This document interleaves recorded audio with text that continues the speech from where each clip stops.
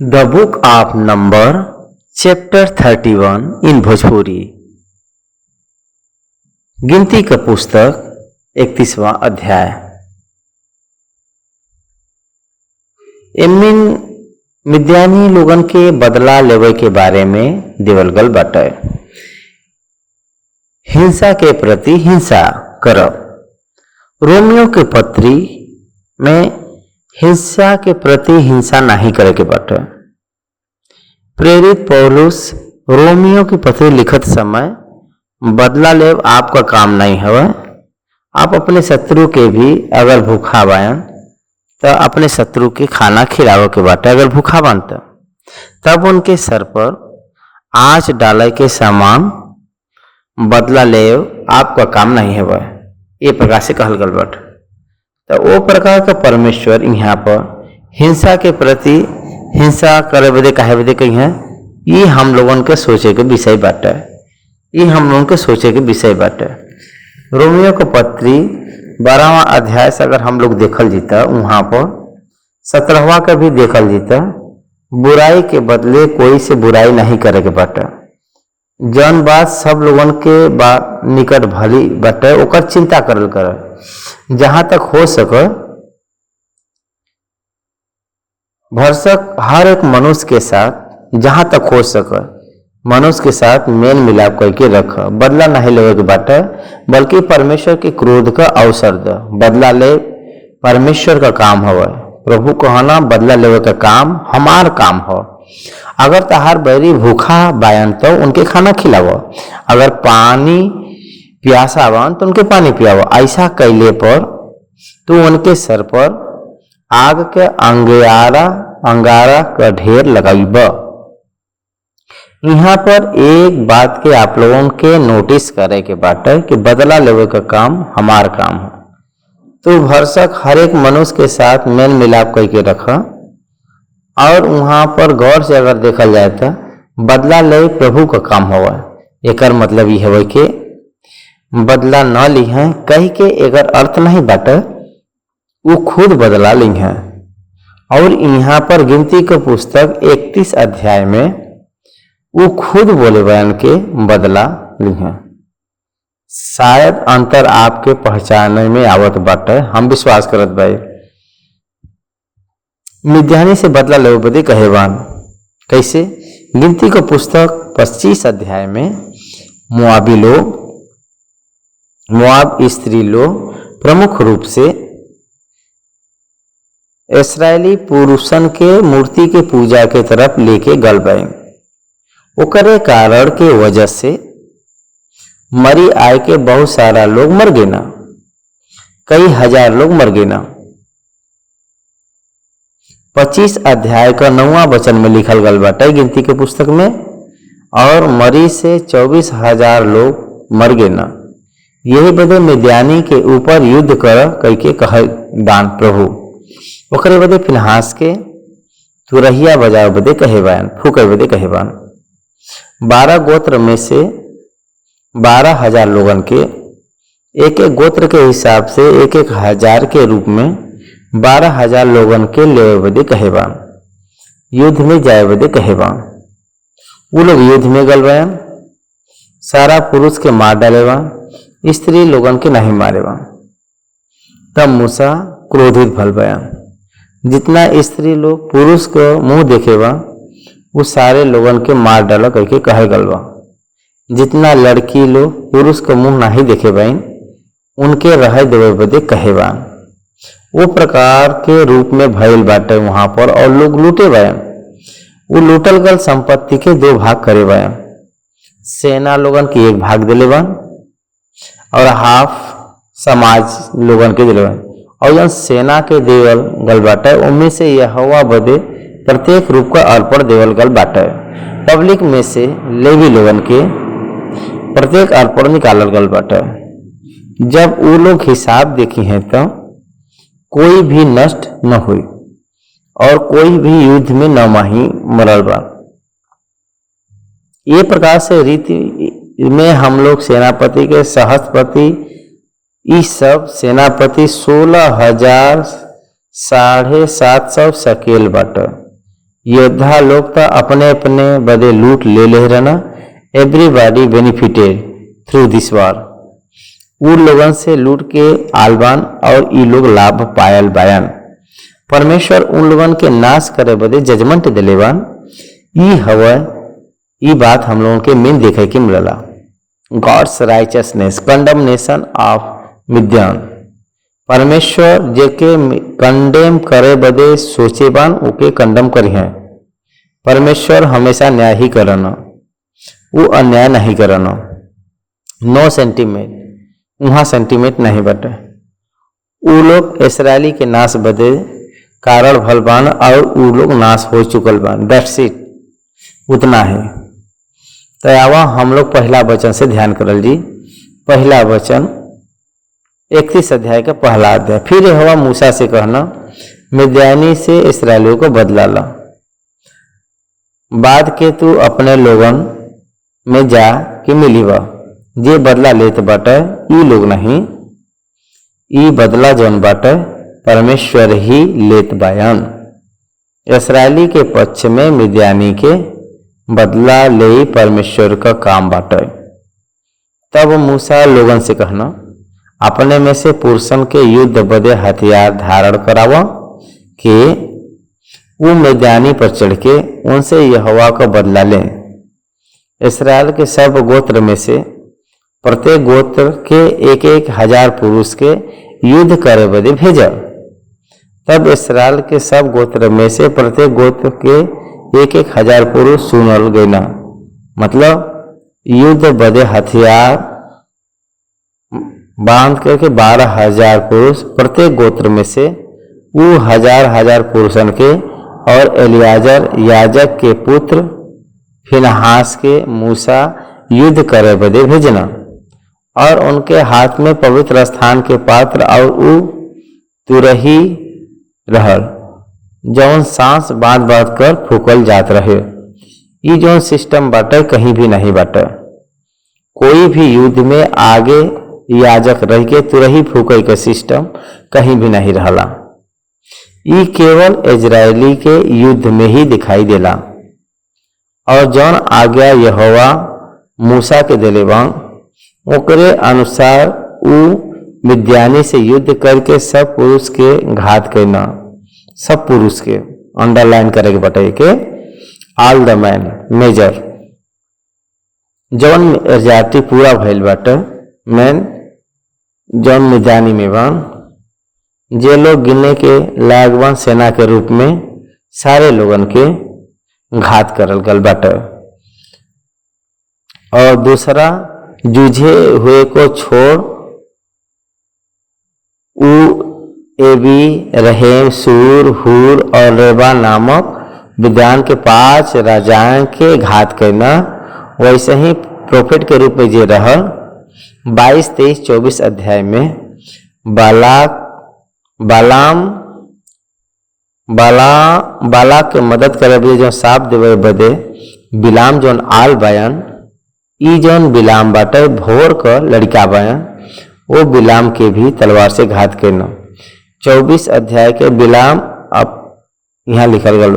31 अध्याय में आवत ही बिलाम के घात करल गल बाटे। 9वां वचन, और इसराइली मिद्यानी स्त्री के बाल बच्चा समेत बंदी बनाए लेना और उनकर गाय भेड़ बकरी और उनका सारा संपत्ति के लूट लेना और उनके निवास के सब नगर और सब छावनी के फूंक देना। तब वो क्या मनुष्य का पशु सब बंदी और सारा लूट पाट के लेके यरीहो के पास का यरदन नदी के तट पर मोआब के अराबा में छावनी के निकट मूसा और एलियाजर याजक और इस्राएली के मंडली के पास आना। तब मूसा और एलियाजर और मंडली के सब प्रधान छावनी के बाहर उनका स्वागत कर निकलना और मूसा सहस्त्रपति शतपति आदि सेनापति से जवन युद्ध करके लौट आ रहना क्रोधित होके कहे लगना। 14वां वचन में मूसा यहाँ क्रोधित बलवान। मूसा 7 बार क्रोधित बलवान। हम लोग इजरायली लोगन के ऊपर में मूसा 7 बार क्रोधित भल बयान। वो एक स्पेशल मैसेज हम लोग देख सके जा। मूसा उन लोगों से ही कहे बान का तू सब स्त्री के जीवित छोड़ दो।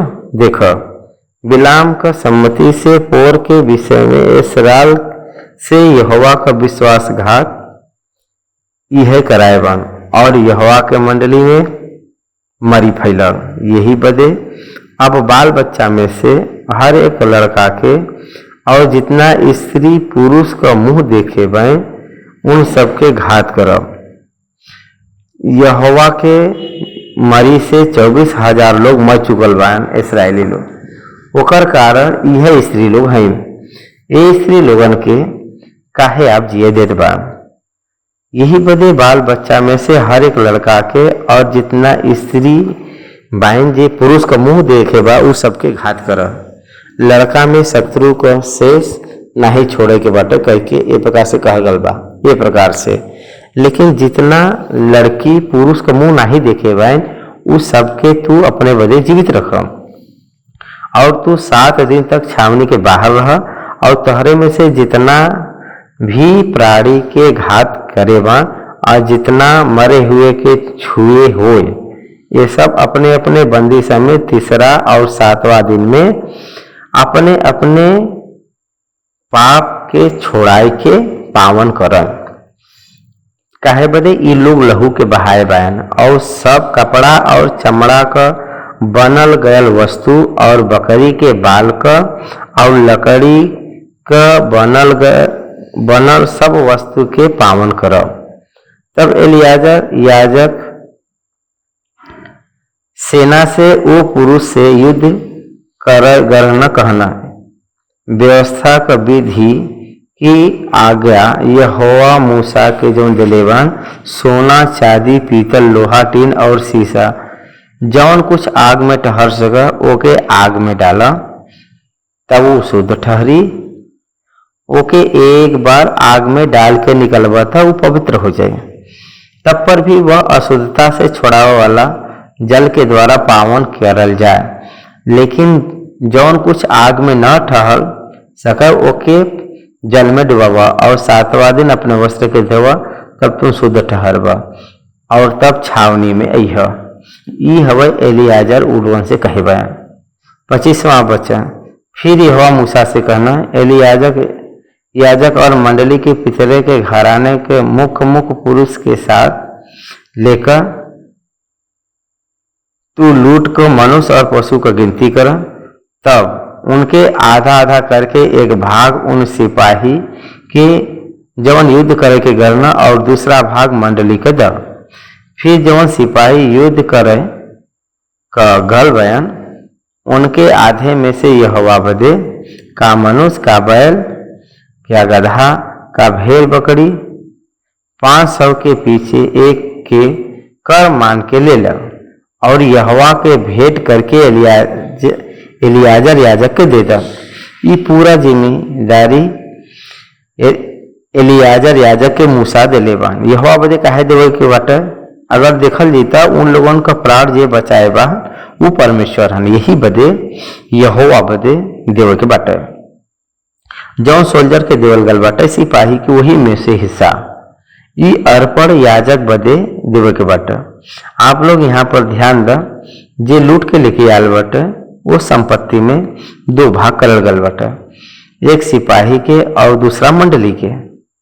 सिपाही के जे दिलेवान वही में से जे लूट के लेके आल बाटे वो लोग जिए बदे जो लेके आल बा 500 के पीछे एक के कर्ज मान के एक कर मान के ले लेवे के बा।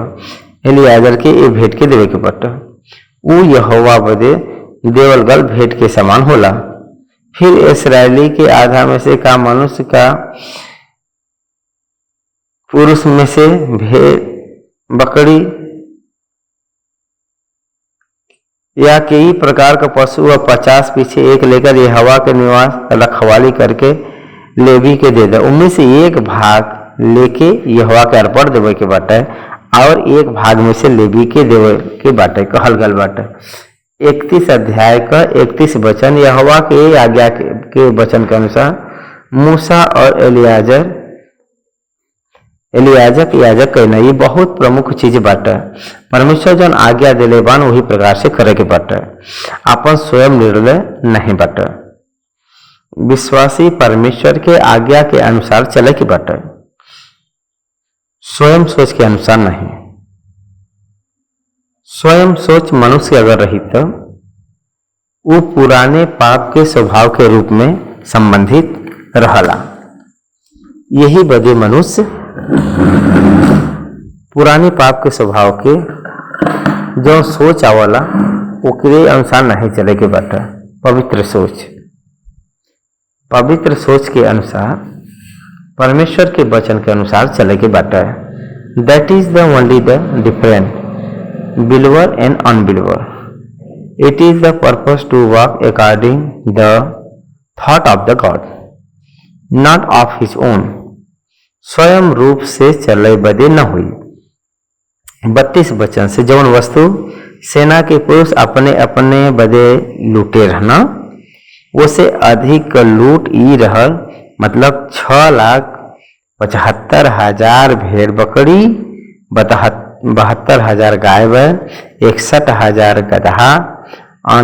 मनुष्य में से जौन स्त्री पुरुष का मुंह नहीं देख रहा उस 32,000 रहने और एकर आधा अर्थात उनकर भाग जौन युद्ध करे के गढ़ना उनमें से भेड़ बकरी 3,37,000 पहले पूरा टोटल बतावल गल बाटा, ओकरे बाद में डिवाइड बतावल गल बाटा 37वां वचन, जिनमें से 750 भेड़ बकरी यहोवा का कर ठहरल और गाय बैल 36,000 जिनमें से 72 यहोवा का कर ठहरल और गदहा 30,500 जिनमें से 61 यहोवा का कर ठहरल और मनुष्य 16,000 जिनमें से 32 प्राणी यहोवा का कर ठहरल।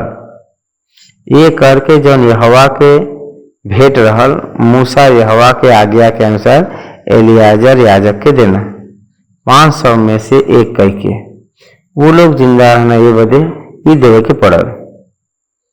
प्राण के प्रति धन जौन सोना देना इस्राएली सब लोग मिलके वैसे ही ये लोग भी परमेश्वर बदे एक प्रतिष्ठित अर्पण के रूप में कुछ भाग के वो लोग देले बयान। 42 वचन से इस्राएली के मंडली का आधा 3,37,000 भेड़ बकरी 36,000 गाय बैल ये पूरा 2 भाग करल गल बटे। ये दूसरा भाग में से जौन मंडली बदे आधा जो रखे बान उनमें से वहाँ तो 500 में से एक कह के दिले बान। यहाँ देखल जाए तो 3,37,000 भेड़ बकरी 36,000 गाय बैल 30,500 गदहा और 16,000 मनुष्य भैना। ये आधा में से जैसे मूसा युद्ध करे वाला पुरुष के पास से अलग कर रहना। यहोवा के आज्ञा के अनुसार मूसा का मनुष्य का पशु 50 पीछे के लेके यहोवा के निवास के रखवाली करे वाला लेवी के देना। सिपाही लोगों से जौन ले ले 500 में से एक, चाहे वो जानवर में से मनुष्य में से, यहाँ पर 50 में से एक मतलब 10 टाइम्स ज्यादा इसराइली के मंडली में से जौन ले ले उनमें 10 टाइम्स ज्यादा काहे बदे के ये लोग तो नहीं जीत के अलवा, ये लोगों के सिर्फ मुक्त में देवल गल बाटा, ये लोग मुक्त में पावत बा। ये बदे ये लोग 10 गुना सिपाही लोगों से भी ज्यादा देवे के पड़ल। एक बाद में अगर कहल जाए तो 10वां अंश आप लोगों के। और एक सिंपल क्वेश्चन हम पढ़त भाई, इसराइली लोगन के 12 गोत्र में से लेवी लोगन के 10वां अंश देना। लेवी लोग वो 10वां अंश में से 10वां अंश प्रधान याजक के देना। यहाँ पर वह भइल बाटा, यहाँ पर भी क्वेश्चन यहाँ पर अप्लाई भइल बाटा, हम लोग जान सके जा। यहोवा के आज्ञा के अनुसार मूसा का मनुष्य का पशु 50 पीछे एक लेके यहोवा के निवास का रखवाली करे वाला लेवी के देना। तब सहस्त्रपति शतपति आदि जौन सरदार सेना के 1000 के ऊपर नियुक्त रहना वो मूसा के पास आए के कहे लगना, जौन सिपाही हमारे अधीन रहना उनका तहारदास गिनती लेना और उनमें से एक भी नहीं घटना। नो डेट, नो डेट। मिजानी का पुरुष सारे पुरुष के मार डालना, तब पर भी नो डेट नो कैजुअलिटीज, कोई भी नष्ट नहीं भल बट, कोई भी घायल नहीं भल बट। वाट a great war it is. हम लोग यूक्रेन रसिया के बारे में हम लोग इस समय सुन ही रह, आज 15 दिन बा और 16 दिन बट हम जो रिकॉर्डिंग करत भाई इस समय की बात में यूक्रेन के ऊपर रसिया बहुत बड़ा सा युद्ध कर रहा बाटे। यूक्रेन कहे बाटे 2 दिन में यूक्रेन के हम कब्जा करब, रसिया ये प्रकार से कहे रहा। 15 दिन खत्म भले के बाद में यूक्रेन का प्रधान जेलेंस्की कहे बन के हम लोग विजय के नजदीक में बाई जा, ये प्रकार से कहे बन। ये बात समाज के समझ में नहीं आल बाटे। उतना भयंकर युद्ध में रशियन सोल्जर्स के 1500 लोगन के मार डाले बान यूक्रेन के लोग। यूक्रेन लोग भी बहुत सारे लोग भी मर गए ना, दोनों पक्ष के सेना लोग मर चुकल पाए। लेकिन ये युद्ध के देखल जाए तो इसराइली के ऊपर, मिजानी के ऊपर इसराइली युद्ध करे बाए, लेकिन एक व्यक्ति भी इसराइली सेना में से घायल नहीं भल बाए और मिजानी टोटल पुरुष मर गल बाए।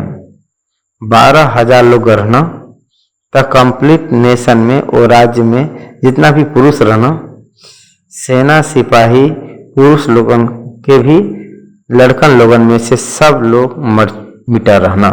मिद्यानी लोग, पुरुष का मुंह देखे वाला स्त्री लोग भी मर गए रहने और इसराइली में से एक पुरुष भी नहीं मरना, एक सिपाही भी नहीं मरना। ये हम लोगों के पहचाने की बात है। यही बदे पायजेब, कड़ल, मुंदरिया, बलिया, बाजूबंद, सोने का गहना जे पाए बाटे, उनके हम यहोवा के सामने अपने प्राण के निमित्त प्रायश्चित कई के यहोवा के भेंट कई के लिए अलबाई जा। That's the reason. वो पूरा मिलाई के 16,750 शेकेल रहल। हम लोग यहोवा के प्रत्येक अर्पण के रूप में देत बाई जा भेंट। वो लोग जवन परमेश्वर के दिलेवान अर्पण ओके ही नहीं, ओके ही छोड़ के प्रत्येक भेंट लेके आल बन। 16,750 शेकेल परमेश्वर बदे लेके आल बन, अपने प्राण के परमेश्वर बचाए बन। एक प्रकार से that is the greatness to the God. प्राण का मूल्य के दे सकला, यही बदे वो लोग अपने स्वयं खुद आए के अपने मन से ये लोग देवे बदे तैयार भल बन और दिले बन। 51 तब मूसा और एलियाजर याजक उस सब सोना के नक्शीदार गहना ले लेना और सहस्त्रपति और शतपति ने जौन भेंट का सोना यहोवा का भेंट करके दिलेवान उस सब को 16,750 शेकेल रहल। योद्धा तो अपने अपने बदे लूट ले रहना। इस सोना मूसा और एलियाजर याजक सहस्त्रपति और शतपति से लेके मिला पड़े तंबू में पहुंचना कि इस्राएली बदे यहोवा के सामने स्मरण दिला वाला वस्तु ठहरे। That belongs to the God. परमेश्वर का धन टेम्पल मनी ओके कहल जाला। टेम्पल डेवलपमेंट बदे ओके इस्तेमाल करल जाइए। ये अध्याय पर यहाँ खत्म होत बाटे। धन्यवाद।